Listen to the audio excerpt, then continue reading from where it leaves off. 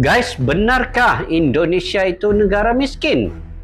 Ada sesetengah yang melabelkan negara Indonesia itu miskin ya. Ayo kita simak penjelasan di dalam video ini.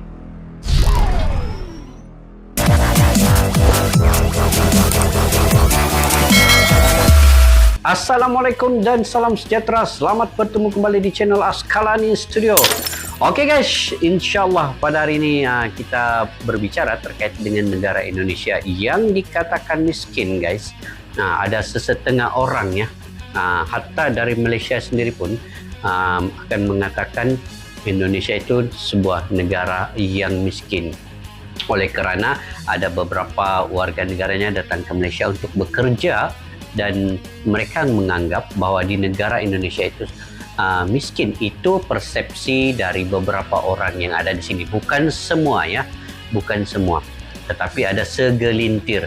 Dan ada juga bijak pandai daripada Malaysia yang mempunyai idea, yang mempunyai minda yang baik, emosi yang bagus, itu sebenarnya mengetahui bahwa Indonesia itu sebuah negara yang bukanlah miskin.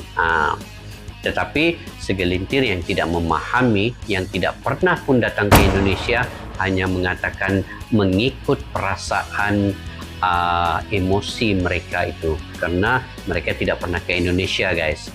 Sekiranya mereka pernah datang ke Indonesia, pasti mereka akan berubah daripada mengatakan bahwa Indonesia itu miskin.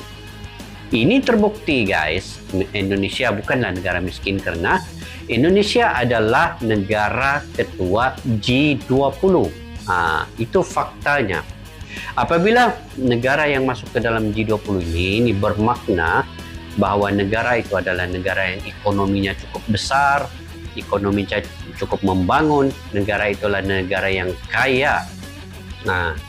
Jadi tidak perlu mengatakan bahwa sebuah negara lain itu adalah negara miskin sekiranya kita sendiri pun tidak pernah ke negara itu.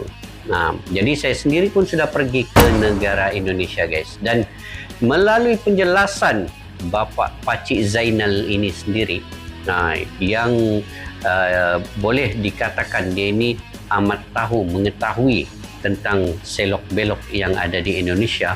Walaupun ada 17,000 pulau, tapi Pakcik Zainal ini cukup mengetahui nama-nama setiap pulau ini guys. Pengetahuannya cukup luas dan pemikirannya dalam matematik begitu jelas sekali dari segi penerangannya. Ayo kita simak video ini guys, daripada channel Pakcik Zainal Abidin Tahir. Kepada yang baru ketemu channel ini, bolehlah subscribe, tekan butang loncengnya sekali, like, share dan komen untuk support ya kepada Pakcik Zainal Abidin Tahir ini untuk info-info terkait dengan negara Indonesia ini. Oke, judulnya ialah apa benar Indonesia itu miskin? Tanda soal. Oke.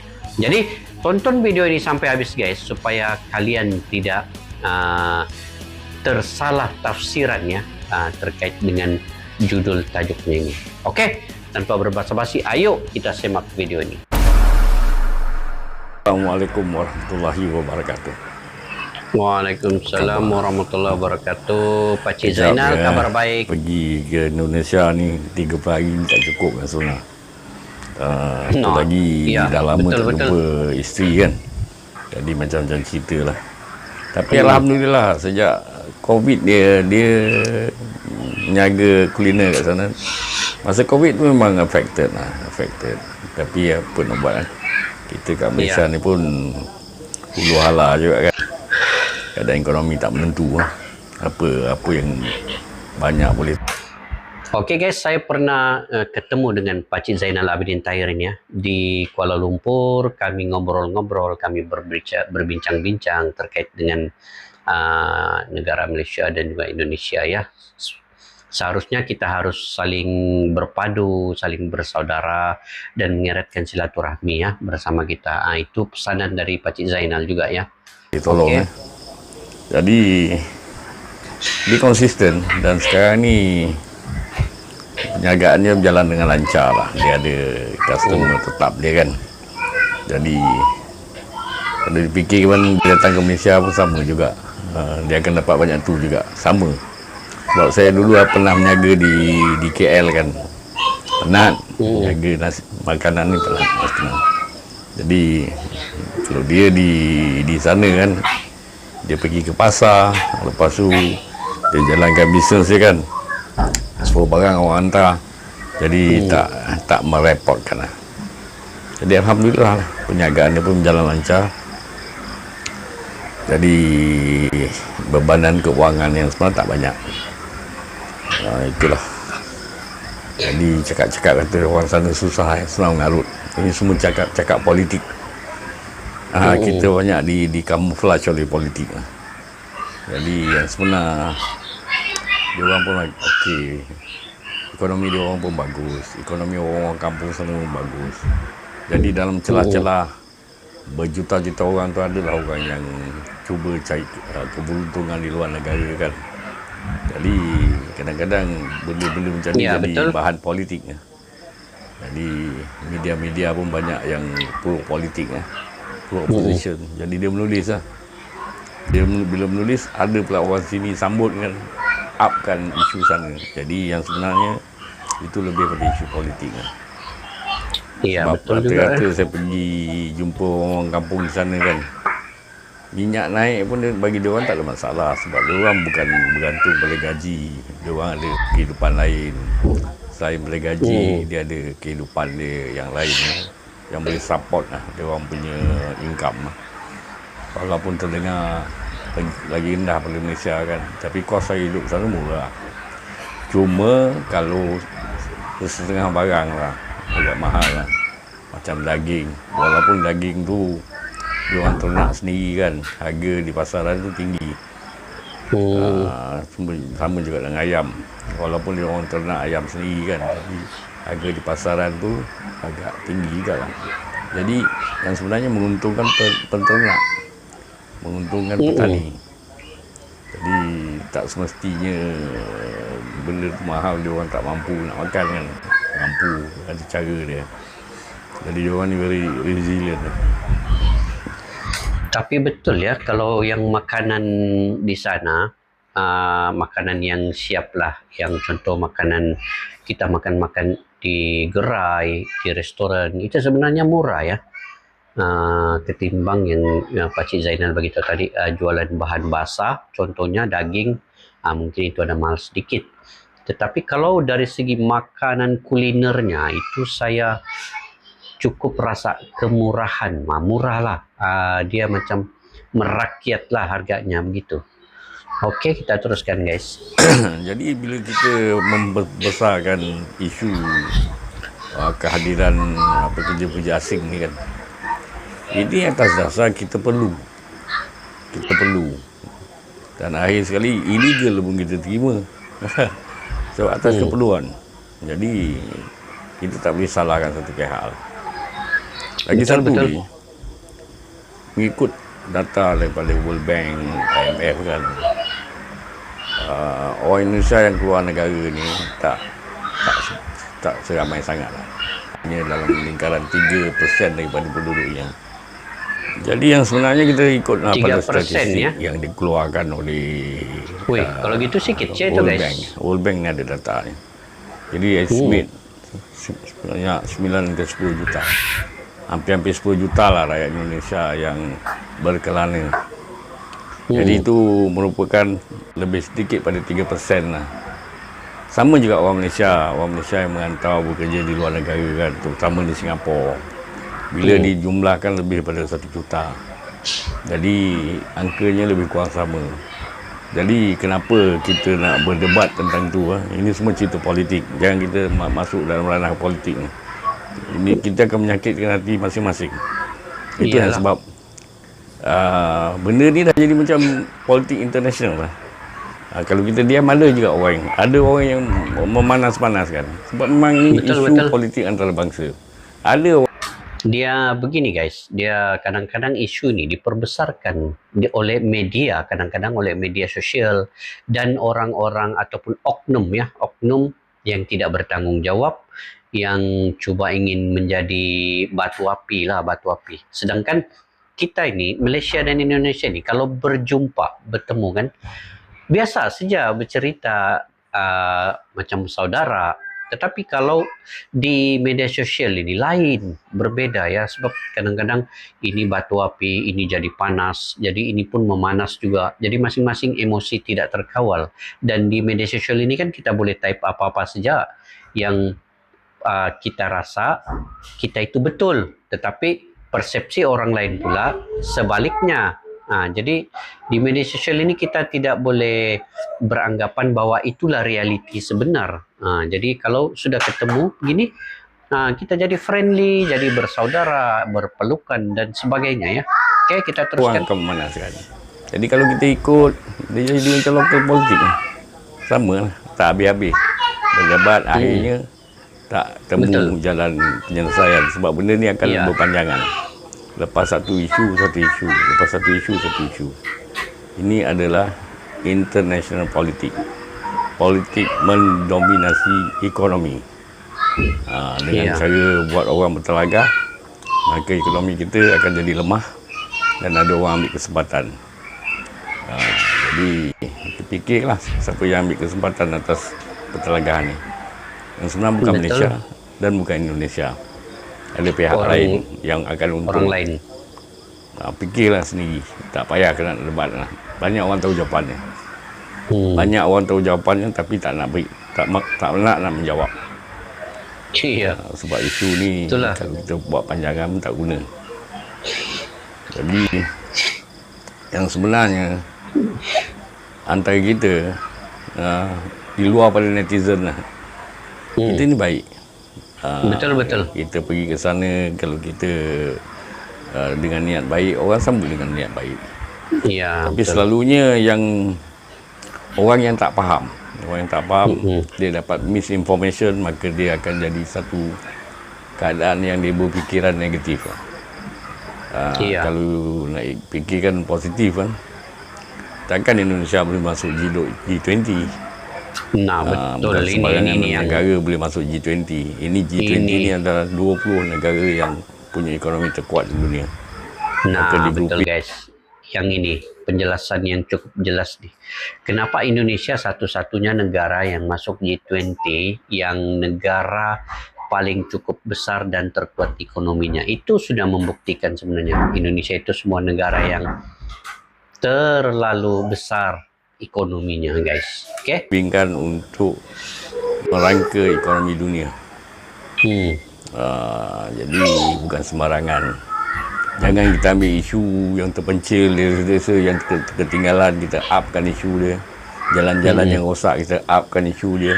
Orang-orang yang ini semua benda-benda yang dia copy and paste lah. Ambil satu isu naikkan, ambil satu isu naikkan, berulang-ulang. Kalau nak ikutkan kemakmuran Indonesia ni di tangga Legitim Prosperity Index tinggi, dia bawah sikit pada China lah. Ada di data dia. Dan di kalangan ASEAN, ini Singapura nombor 1. Kejap, ini Indonesia yang ke-62 ni. Apa maksud dia ni? Malaysia nombor 2, Indonesia nombor 3, Thailand nombor 4, Vietnam nombor 5. Itulah urutannya. Jadi janganlah kita ambil isu-isu daripada mana-mana media yang suka merendah-rendahkan Indonesia kan, atas sebab alasan tertentu. Sebab Indonesia ni sedang naik dengan cepat. Dan sekarang Indonesia sudah jadi ekonomi nombor 7 secara tengok guys, 1, 2, 3, 4, 5, 6, 7. Di tangga ke-7 ekonomi ni, new GDP estimated. All country ni. Ke-7 guys. Bukan alang-alang. Ini seluruh dunia ni, bukan di Asia saja.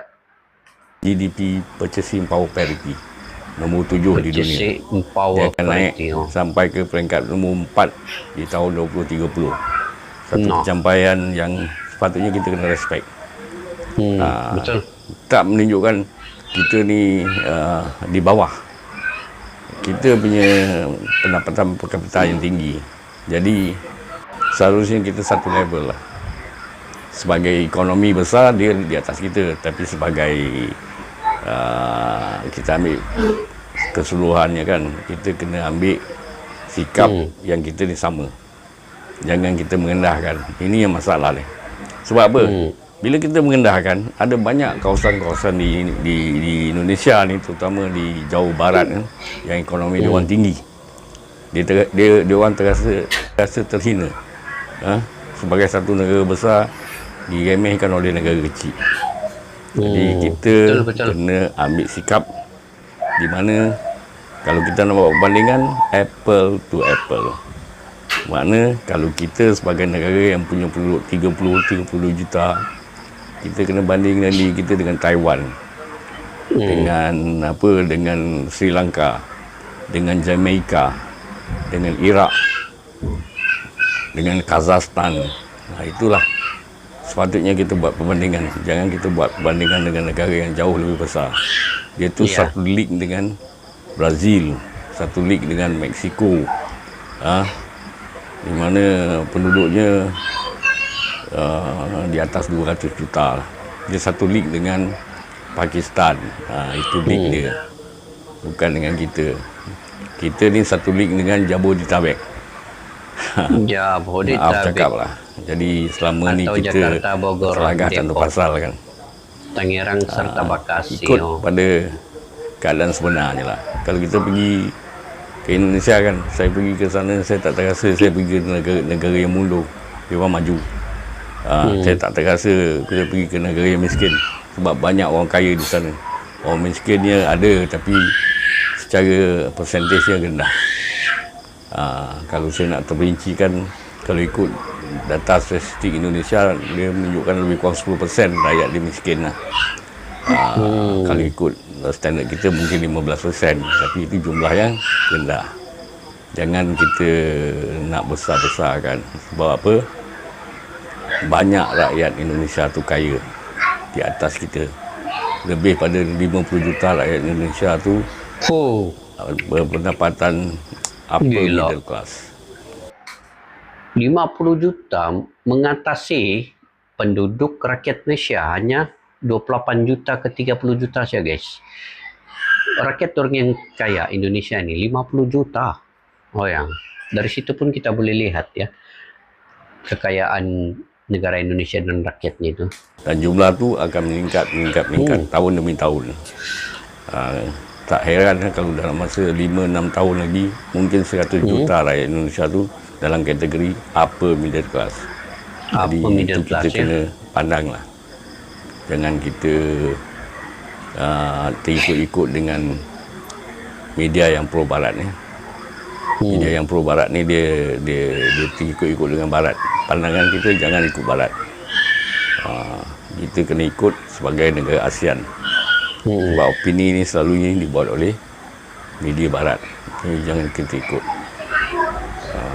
Itu sikit sebanyak yang saya nak luahkan lagi ni. Assalamualaikum warahmatullahi wabarakatuh. Waalaikumsalam warahmatullahi wabarakatuh.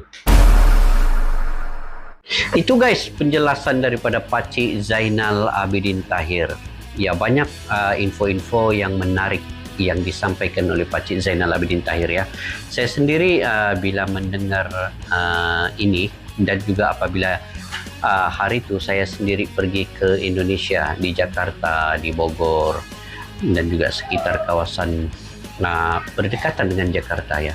Sebenarnya Indonesia adalah satu negara yang maju. Cuma apabila penduduk ataupun rakyat Malaysia beranggapan bahwa ada segelintir dari rakyat Indonesia datang ke Malaysia untuk mencari pekerjaan, maka itu dianggap bahwa negara Indonesia itu sebuah negara yang miskin. Tapi sebenarnya tidak. Sebenarnya kalian sendiri cuba pergi ke negara Indonesia. Saya menyeru untuk rakyat Malaysia lah ya. Cuba pergi sendiri dulu ke Indonesia, baru kamu sendiri akan melihat bagaimana keadaan negara Indonesia itu sendiri.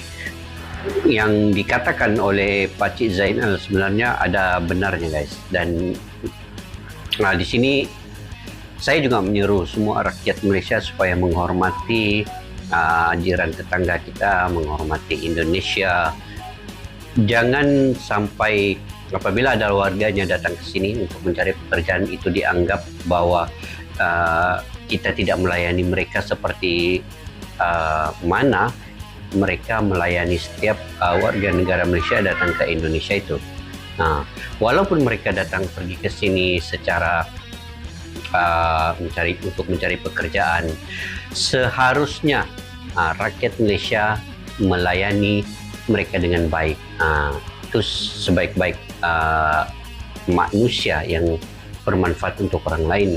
Jadi begitu juga sebenarnya rakyat Malaysia, seperti kata Pak Cik Zainal tadi, sebenarnya ramai juga yang pergi bekerja di luar negara. Ada yang pergi ke Australia, ada yang pergi ke Amerika, ada yang pergi ke London juga mencari pekerjaan, karena mereka beranggapan bahwa di Malaysia juga tidak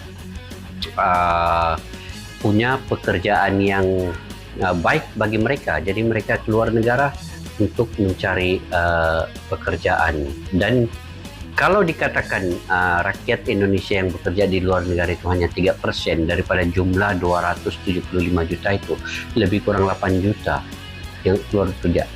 Sama dengan Malaysia, 3% juga yang keluar ke negara luar mencari pekerjaan. Jadi perbezaan itu kalau hendak dibandingkan, seperti kata Pak Cik Zainal, apple to apple. Malaysia hanya negara 30 juta, perlu dibandingkan dengan negara yang 30 juta. Tidak amat tidak sesuai jika dibandingkan Malaysia dengan Indonesia yang 30 juta ke 275 juta. Kalau dibandingkan 30 juta ini hanya sekitar yang Pak Cik Zainal cakap tadi, Jakarta, apalagi itu? Jakarta, Surabaya, Bandung kah? Itu sudah menyamai dengan penduduk Malaysia dengan 30 juta itu. Jadi tidak wajar sekali untuk perbandingan seperti itu. Jadi harus saya hormati dan saya respect bahwa negara Indonesia sebenarnya negara pada saat ini, negara yang paling dikagumi oleh dunia.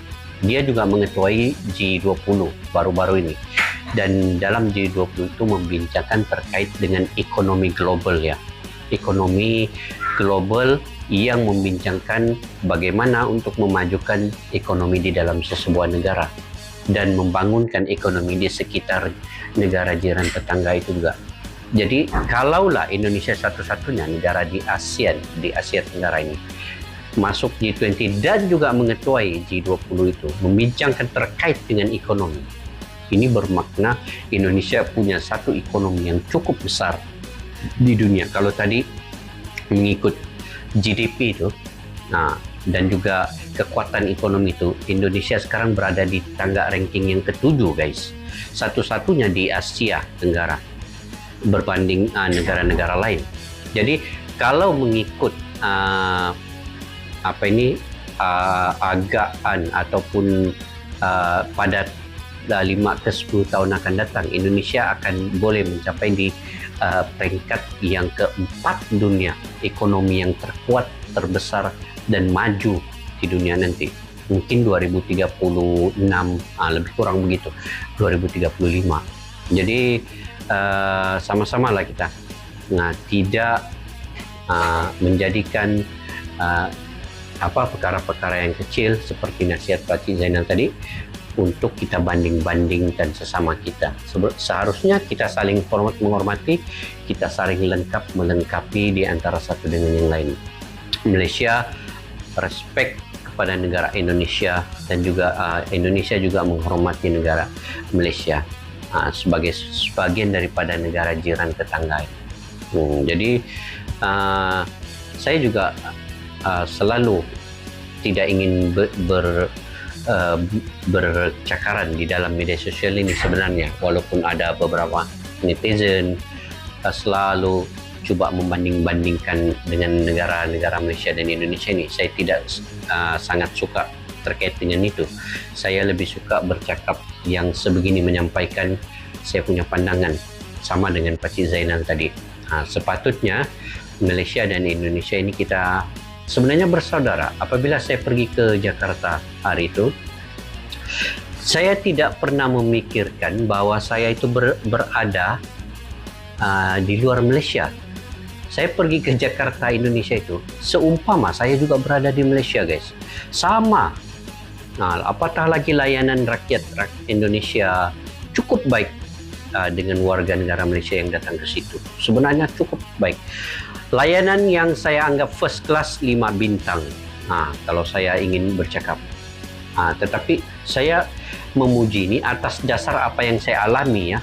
Saya berkata sebegitu. Jadi saya tidak tahu yang lain-lain, cuma itu yang atas apa yang saya alami dengan rakan-rakan lain semasa berada di Indonesia. Itu layanan first class 5 bintang kalau saya coba untuk perkatakan di sini. Dan negara Indonesia negara yang cukup maju, bukan seperti yang digambarkan oleh segelintir rakyat Malaysia yang tidak pernah ke Indonesia. Begitu. Jadi guys, saya ingat panjang lagi saya mau ulas, tetapi sudah diulas oleh Pakcik Zainal tadi. Saya ingin coba untuk menambahkan lagi apa yang saya pernah alami semasa berada di Indonesia. Jadi mudah-mudahan kita, negara Malaysia dan juga Indonesia ini sentiasa memperbaiki persaudaraan kita, mengeratkan lagi silaturahmi kita, dan juga pemahaman kita terkait dengan negara Indonesia itu sendiri. Begitu juga warga negara netizen Indonesia, pemahaman persepsi mereka terhadap negara Malaysia juga perlu diperbaiki. Kadang-kadang ada juga oknum netizen daripada Indonesia yang terus untuk hanya dengan persepsi mereka saja, sedangkan mereka belum pernah ke Malaysia. Begitu juga dengan kami, warga negara Malaysia yang lain yang tidak pernah ke Indonesia itu, jangan berpersepsi bahwa Indonesia itu sebuah negara yang miskin. Begitu juga dengan rakyat di Indonesia, hanya mendengar sedikit yang ada di media sosial bahwa rakyat Malaysia ini ganas kepada rakyat Indonesia yang ada di sini. Sebenarnya itu hanya segelintir, tidak semua, guys. Dan kita ketahui umum bahwa setiap negara itu pasti ada orang baik, ada orang yang tidak baik, ada orang yang jahat, bukan saja di Malaysia, di Indonesia, negara-negara luar pun sebegitu. Cuma apa yang perlu kita ambil di sini ialah kita perlu berpikiran secara positif, rasional, dan juga berdiskusi sekiranya ingin mengetahui sesuatu perkara. Tidak menyimpulkan satu perkara kecil untuk digembar-gemburkan menjadi perkara yang besar untuk kita bertelaga sesama sendiri. Jadi saya ingat sampai di situ saja, guys. Jika kalian juga punya pandangan dan pendapat sendiri terkait perkara ini, bolehlah komentar di ruang kolom di bawah untuk berbagi info yang bermanfaat daripada kalian. Salam silaturahmi, salam persaudaraan. Sampai kita berjumpa lagi. Assalamualaikum. Bye-bye.